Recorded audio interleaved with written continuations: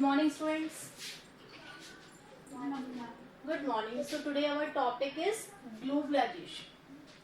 As you know, globalization means to connect any country's economy with the world economy. जब हम किसी देश की इकोनॉमी को वर्ल्ड की इकोनॉमी से जोड़ते हैं, that is globalization. So globalization increase the interdependence of the countries of the world. World की जो कंट्री है आपस में एक दूसरे पर जब डिपेंड करती हैं तब उनसे क्या बोलते हैं, ग्लोबलाइजेशन कहते हैं. ठीक है. In this case the country just produce that kind of goods in which he is specialized, जिसमें वो specialized है वो इस चीज का प्रोडक्शन करते हैं, and just import those goods from outside the market in which there is no having so much cost efficiency policy. यानी जहां पर उन्हें लगता है कि उनकी कॉस्टिंग ज्यादा है उन चीजों को उनको फॉरेन एरिया से इंपोर्ट करना चाहिए. और यदि उनको लगता है कि इस फील्ड में हम मास्टर हैं, हम स्पेशलाइज्ड हैं, तो ऐसी चीजों को उन्हें अपने देश में बनाना चाहिए, उसका एक्सपोर्ट करना चाहिए. So globalisation is a new phenomena which join the countries on behalf of their interdependence. इसमें इकोनॉमी क्या होती है, एक दूसरे पर इंटरडिपेंडेंस हो जाती हैं. हियर देखिए अब हम एग्जांपल देखते हैं कि जो कार में देख लीजिए आप कि हमारे यहाँ पहले फिएट, ठीक है, जो कार थी वो सबसे ज्यादा प्रोड्यूस होती थी, लेकिन अब फोर्ड जो मार्केट है उसने कार को आज कैप्चर कर लिया. आज इंडियन रोड्स पे फिएट के और एम्बेसडर्स के अलावा फोर्ड कंपनी की बहुत सारे मॉडल्स दिखाई देते हैं. तो this is the impact of globalization कि ग्लोबलाइजेशन के कारण the consumer having the choice, consumer के पास आज चॉइस है, क्योंकि जहां कार में पहले उसके पास दो ही चॉइस थी, या तो वो फिएट यूज कर सकता है या एम्बेसडर यूज कर सकता है. These cars are luxurious. But nowadays, as the Fiat cars is just coming inside the India because of globalization, the consumer have more choice in the field of four wheeler. कि यहाँ पर four wheeler में उसके पास बहुत सारी choices अब हो गई हैं. तो जो कनेक्टिविटी है ये कंट्रीज की वो MNCs ग्रुप्स को ज्यादा बढ़ावा देती है. जैसे हम बात कर सके what is MNCs? That is multinational corporations whose production hub is not controlled with a country, it is all over the world. ये वो कंपनीज होती है जिनका प्रोडक्शन किसी एरिया या लिमिट से जुड़ा हुआ नहीं है, बल्कि उनके प्रोडक्शन हाउसेस बहुत सारे देशों में हो सकते हैं. यहाँ पर हम एग्जाम्पल भी ले चुके हैं कि मान लीजिए कोई कंपनी है MNCs, उसने अपना प्रोडक्शन जो एरिया है कॉस्टिंग कम होने के कारण, लेबर इंटेंसिव होने के कारण उसने चाइना में अपना प्रोडक्शन एरिया खोला, क्योंकि वहां पे सस्ता लेबर है. क्योंकि स्किल्ड पीपल्स उसे इंडिया में ज्यादा मिले तो उसने अपना जो चैनल नेटवर्क है, सेलिंग कॉन्सेप्ट है, या उसका जो कॉलिंग सेंटर्स है वो उसने यहाँ पर इंडिया में खोला. ठीक है. और उसे लगता है कि अमेरिका उसके लिए बहुत अच्छा मार्केट है, तो अपना उसने सेलिंग हब कहाँ खोला, अमेरिका में. तो इस तरह से एक ही कंपनी का प्रोडक्शन किसी कंट्री से लिमिटेड नहीं है, तो इसे हम बोलते हैं MNCs, मल्टीनेशनल कॉर्पोरेशंस के नाम से इसे जाना जाता है. The result of great foreign investment and greater foreign trade has been a greater integration of production and market across the countries. अब क्योंकि ग्लोबलाइजेशन के कारण फॉरेन इन्वेस्टमेंट भी आ रहा है, फॉरेन ट्रेड भी हो रहा है, आप एक्सपोर्ट भी कर रहे हैं, आप इंपोर्ट भी कर रहे हैं. इससे क्या हो रहा है, इससे सबसे बड़ी फैसिलिटीज क्या है कि इंटीग्रेशन हो रहा है, मार्केट एक दूसरे से कनेक्ट हो रहे हैं. हम विदेशी टेक्नोलॉजी का हमारे यहाँ इस्तेमाल कर रहे हैं और हमारी टेक्नोलॉजी का हमसे कम जो डेवलप्ड एरिया है वहां पर उसका इस्तेमाल हो रहा है.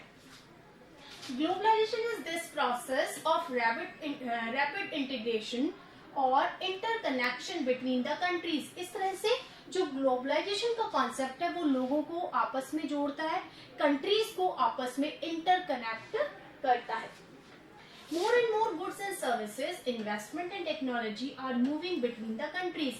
अब एक जगह से दूसरी जगह एक्सपोर्ट और इंपोर्ट के थ्रू ना केवल गुड्स एंड सर्विसेज बल्कि टेक्नोलॉजी भी एक जगह से दूसरी जगह ट्रांसफर हो रही है. तो globalization is a concept which connect the countries with each other and just interact the technology or services from one country to another. यहाँ पर हम क्या कर रहे हैं, अपनी नॉलेज का स्प्रेड आउट कंट्री वाइड कर रहे हैं.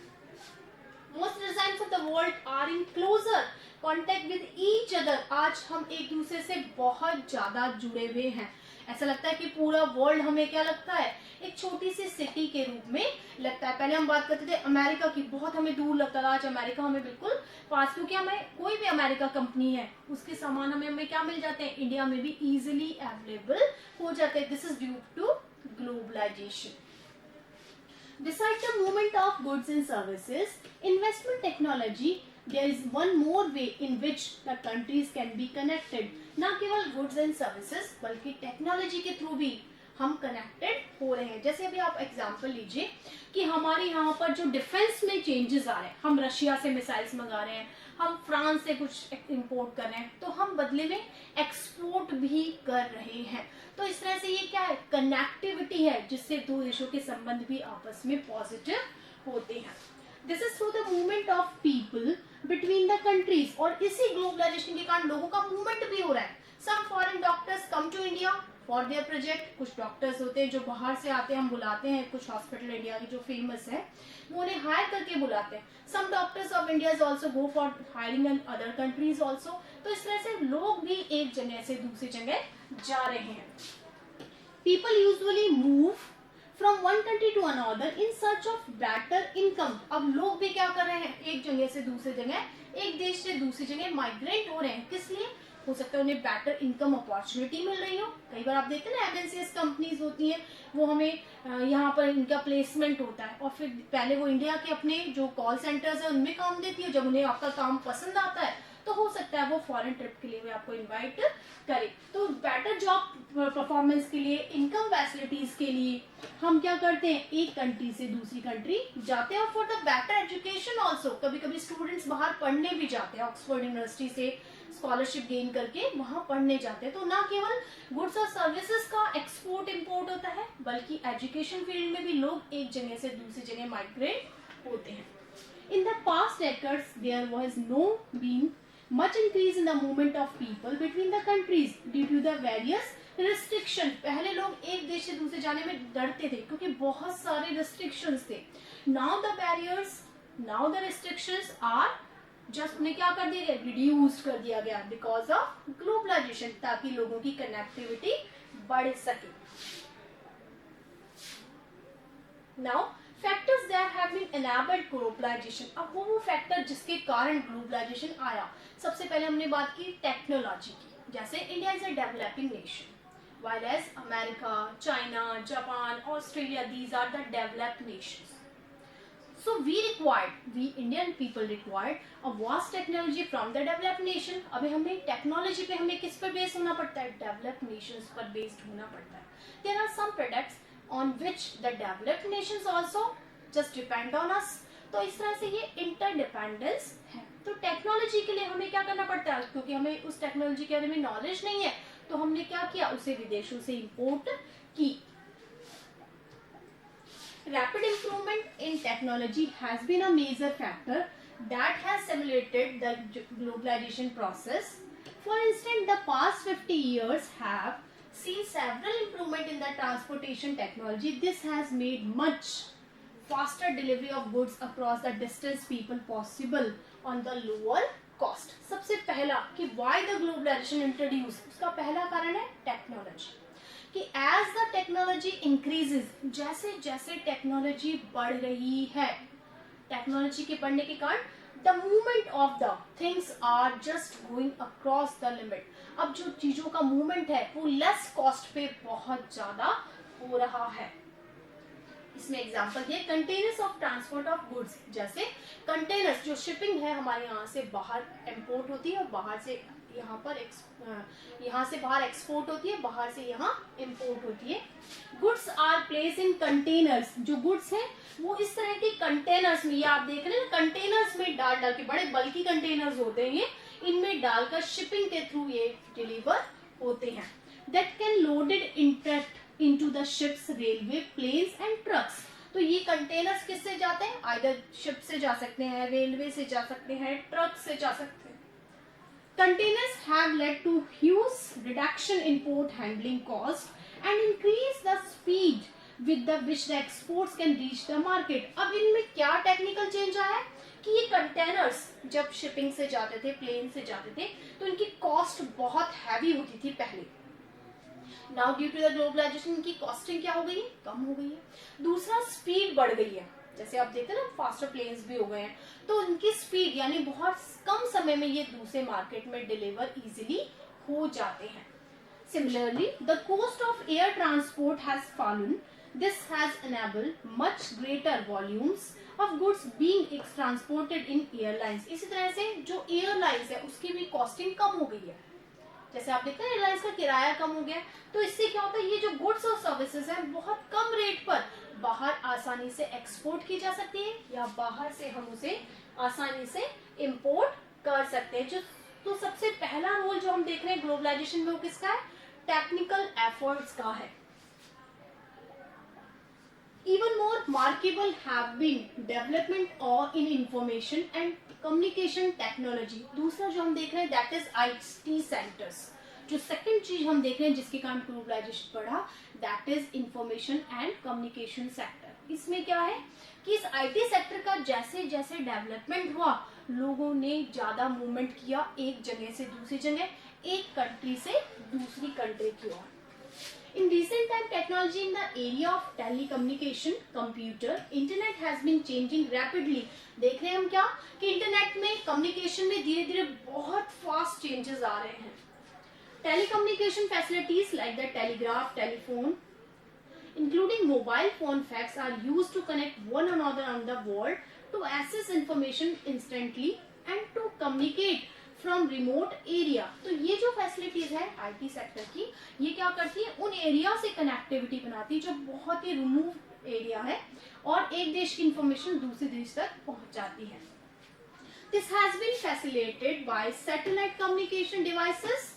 As you would be aware, computers have now entered almost every field of activity. इसी तरह से हम कंप्यूटर का देखेंगे, पहले कंप्यूटर क्या था, एक बहुत ही टिपिकल मशीन हमारे लिए होता था। Now it is a common machine. आज छोटे छोटे बच्चे इस पे आसानी से अपना रोल प्ले कर पाते हैं। तो कंप्यूटर आज कहाँ हो गया, रेलवे टिकट बुकिंग में कंप्यूटर का यूज होने लगा, एयरपोर्ट्स में कंप्यूटर का यूज होने लगा, एजुकेशन फील्ड में हम कंप्यूटर का यूज करते हैं।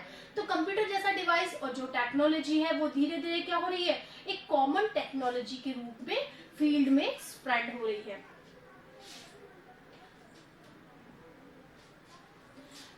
Can obtain and share information on almost anything you want to know. Internet also allowed to send instant electronic mail and talk voicemail across the world at the negligible cost. इसी तरह से आप देखते हैं यहाँ बैठे आप अमेरिका के किसी भी बंदे से बात कर सकते हैं। वॉइस कॉल होता है ना, वीडियो कॉल होता है, उसमें आप क्या करते हैं, आप यहाँ बैठे बैठे आप बहुत किलोमीटर दूर बैठे व्यक्ति से आसानी से बात कर सकते हैं। तो ये जो चेंजेस आए हैं कम्युनिकेशन फील्ड में, IT सेंटर में, इसने भी ग्लोबलाइजेशन को भी एक बहुत अच्छा रोल प्ले किया है। अब यहाँ देखिए कैसे प्ले की एग्जाम्पल है। Information communication technology IT has played a major role in spreading out the production services across the country. इसी तरह से प्रोडक्शन सर्विसेज को भी IT सेंटर ने बहुत ज्यादा बढ़ाया है। कैसे, इसका एग्जांपल दिया है, A news magazine published for the London readers is to be designed and printed in Delhi. ठीक है, कि लंदन की एक न्यूज रीडर है, न्यूज मैगजीन है जिसको डिजाइन और प्रिंटिंग कहाँ किया जाता है, दिल्ली में किया जाता है। समझ रहे मेरी बात को कि कहाँ इंग्लैंड और कहाँ हम बात करें इंडिया की। तो ये ग्लोबलाइजेशन ही मैटर करता है कि IT इतना ज्यादा बढ़ गया है कि वहां की मैगजीन का प्रिंटिंग कहाँ हो रहा है, दिल्ली में हो रहा है।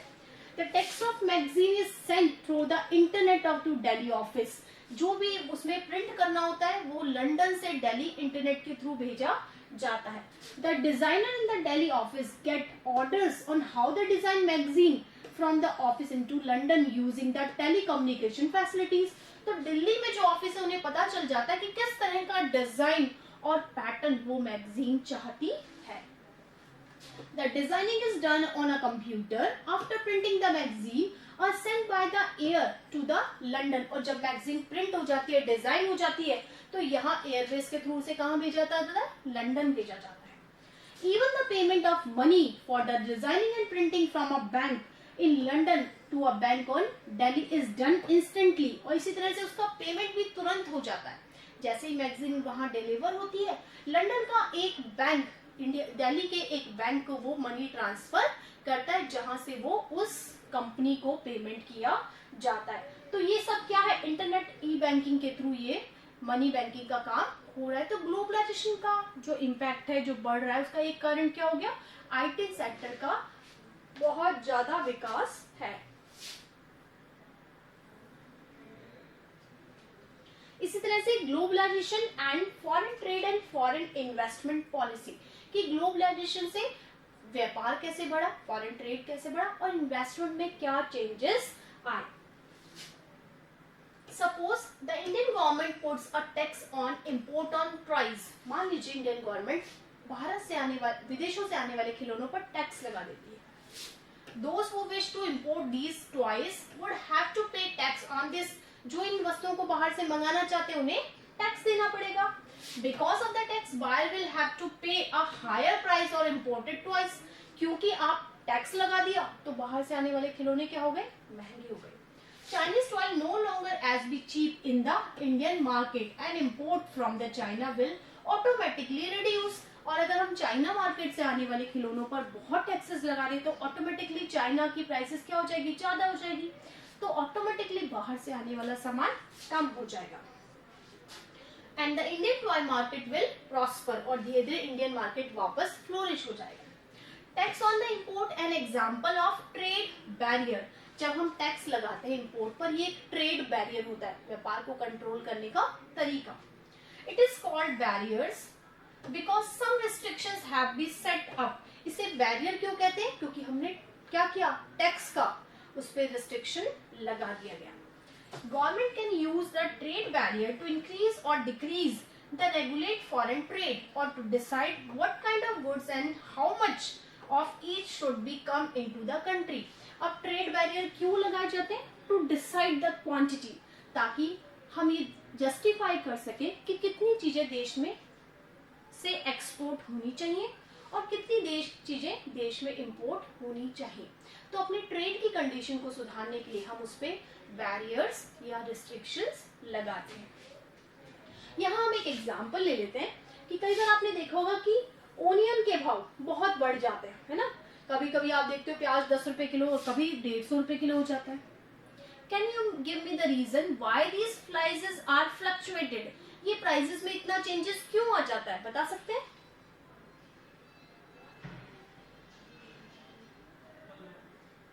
बता सकते हैं क्यों आ जाता है इतना changes.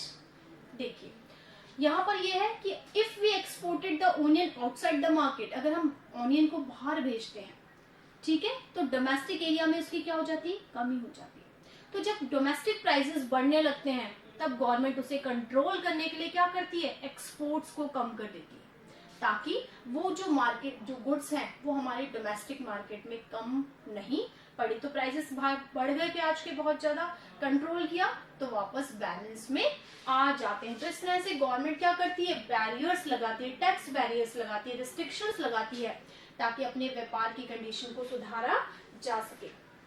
The Indian government after independence put barriers to foreign trade and foreign investment.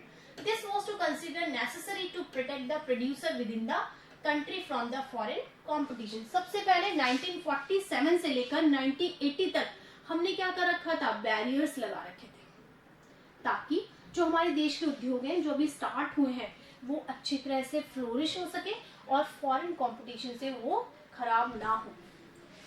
Industries were just coming in the 1950 to 1960 and competition from imports that the state would not be allowed these industries to come up. इसी तरह से 1950 से 60 हमारी condition ऐसी नहीं थी कि हम वर्ल्ड मार्केट से कंपटीशन कर सके।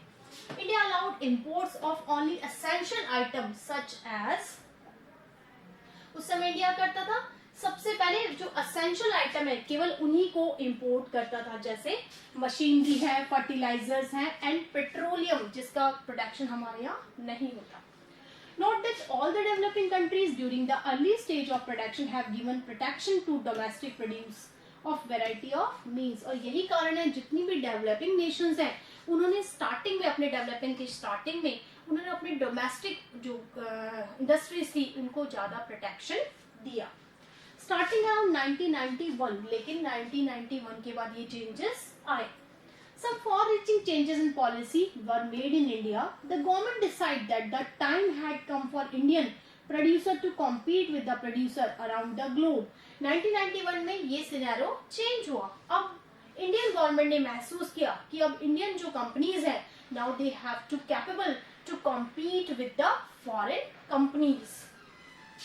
It felt that the competition would improve the performance of the producer within the country since they would have to improve their quality. ठीक है, ऐसा क्यों किया गया? उनको लगा कि जब फॉरेन मार्केट से गुड्स आएंगे तो उनके कंपटीशन के कारण वो अपनी क्वालिटी को टेक्निकली ज्यादा साउंड कर पाएंगे. This decision was supported by the powerful international organization और वर्ल्ड WTO, IMF, इन्होंने इस चीज को बहुत सपोर्ट दिया कि जैसे जैसे इंडियन मार्केट पे से बैरियर्स हटाए जाएंगे और फॉरेन कंपनीज आएंगी तो इंडियन मार्केट में भी टेक्निकली जो क्वालिटी है वो ज्यादा इंप्रूव होगी. Thus the barriers on foreign trade and foreign investment were removed in large extent. और यही कारण है कि ट्रेड के जो बैरियर्स थे उन्हें कम से कम किया गया. This meant that the goods could be imported and exported easily, and foreign companies could set up factories and office here. इसका मतलब क्या हुआ कि अब गुड्स आसानी से बाहर जा सकती हैं और बाहर से अंदर आ सकती हैं. दूसरा, इसी तरह से फॉरेन कंपनी इंडियाज में आ सकती हैं और अपनी इंडस्ट्रीज और अपने ऑफिसेस सेट कर सकती हैं. Removing barriers and restrictions set by the government is what is known as liberalization. जब हम बैरियर्स और रिस्ट्रिक्शंस को कम कर देते हैं, that is known as liberalization. तो यहाँ क्वेश्चन लिखिए, what is liberalization? What is liberalization? एक और क्वेश्चन लिखिए यहाँ पे second, how technological change give us support to the globalization. How technical changes give the support to the globalization. With liberalization of trade, business are allowed to make decision freely about what they wish to imported or exported. अब जो business firm है उन्हें free छोड़ा गया कि वो क्या import करेंगी और क्या export करेंगी. Now the government imposes much less restriction than before and it therefore said to be more liberal. अब गवर्नमेंट थोड़ी लिबरल हो गई. उसने जो कॉर्पोरेट हाउसेस थे उनको छूट दी कि वो अपने तरीके से अपने एक्सपोर्ट और इंपोर्ट को डिजाइन करें. So this is known as liberalization. अब हम बात करें वर्ल्ड ट्रेड ऑर्गेनाइजेशन WTO, जिसको हमने देखा कि ये 1995 में ऑर्गेनाइज्ड हुई. These organizations say that all the barriers of foreign trade and investment are harmful. जब WTO बना, ये ऑर्गेनाइजेशन इसलिए बनाई गई थी, इसका मानना था कि जितने भी ट्रेड बैरियर्स हैं ये ट्रेड को क्या करते हैं, ट्रेड के लिए हार्मफुल होते हैं, किसी भी देश की कंट्री के विकास के लिए बहुत ही हार्मफुल माने जाते हैं. There should be no barriers. Trade between countries should be free. All countries of the world should liberalize their policy. उनका मानना था कि जितने भी मेंबर्स नेशन है उसको अपने यहाँ की पॉलिसी को थोड़ा लिबरलाइज करने की जरूरत है. World Trade Organization WTO is one such organization whose aim is to liberalize international trade. ये एक ऐसी ऑर्गेनाइजेशन है जिसका मकसद क्या था कि ट्रेड पे जितनी रिस्ट्रिक्शंस है उसे कम किया जाए. Started at the initiative of the developed countries, WTO established rules regarding the international trade and sees these rules be obeyed. इस तरह से ये स्टार्टिंग हुई डेवलप्ड नेशन के थ्रू, जिन्होंने रूल्स बनाए और कोशिश की गई कि इन रूल्स को फॉलो किया जाए.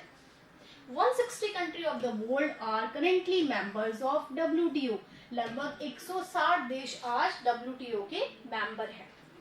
WTO is supposed to allow free trade for all. In practice, it is seen that the developed countries have unfairly retained trade barriers. On the other hand, WTO rule have forced to developing countries to remove the trade barriers. इसका काम क्या है? इसका काम ये देखना है कि कहीं developed countries like the China, America, Australia, Japan, कहीं ये डेवलपिंग नेशंस के साथ कुछ गलत तो नहीं करे, रूल का फॉलो कर रहे हैं कि नहीं कर रहे। वहीं ये यह भी देखता है कि जो डेवलपिंग कंट्रीज हैं वो अपने बैरियर्स को थोड़ा थोड़ा कम करें। तो यहाँ पर आ जाएगा right a short note on WTO। यहाँ पे लिखिए right a short note on WTO।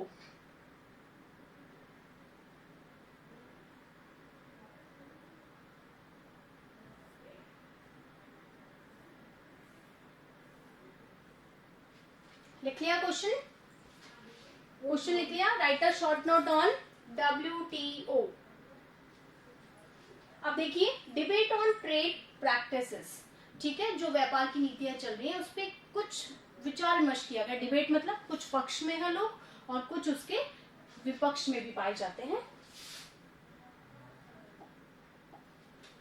Agriculture sector provide the bulk of employment and significant proportion of GDP in India. जैसा कि हम प्रीवियस चैप्टर में देख चुके हैं कि इंडिया में एग्रीकल्चर का कंट्रीब्यूशन बहुत ज्यादा है, ना केवल एम्प्लॉयमेंट में बल्कि GDP में भी इसका रेशो अच्छा खासा है।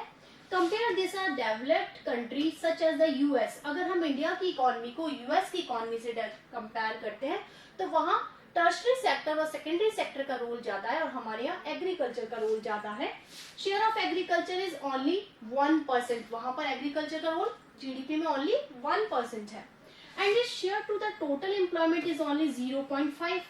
Yet this is very small percentage of people who are engaged in agriculture in US receive massive sums of money from the US government for the production or export of the other countries। उसने कहा कि अगर हम Indian economy और US economy को comparison करें तो हमारे यहाँ एम्प्लॉयमेंट में और GDP में एग्रीकल्चर का रोल बहुत ज्यादा है, जबकि US में हम देख रहे हैं एग्रीकल्चर का रोल सिर्फ 1% है और एम्प्लॉयमेंट में सिर्फ उसका रेशो 0.5 है। Due to this massive money that they receive, US farmer can sell the farm products at the abnormally low prices।